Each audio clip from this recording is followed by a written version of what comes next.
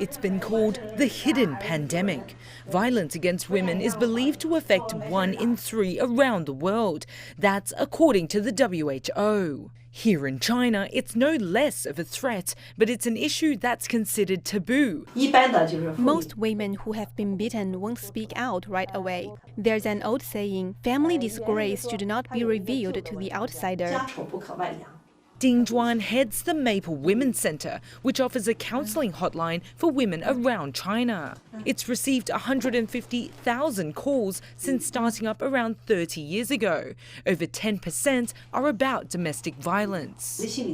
We can help them and fight this traditional way of thinking and tell them that being beaten is not your fault. You've done nothing wrong.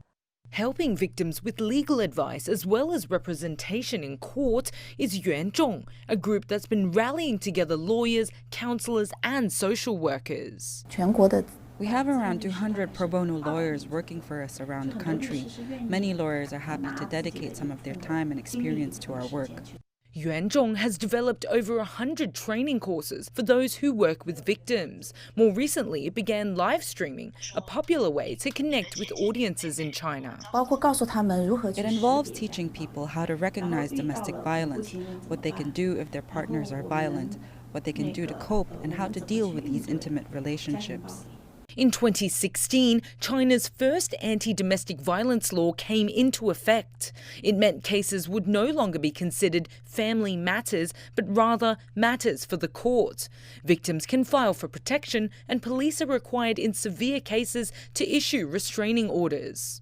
Yet, numbers continue to rise. Advocacy group Weiping, or Equality, says there's a reason for this. The rising number of cases isn't from an actual rise in incidents, but from people's willingness to seek out help and speak out.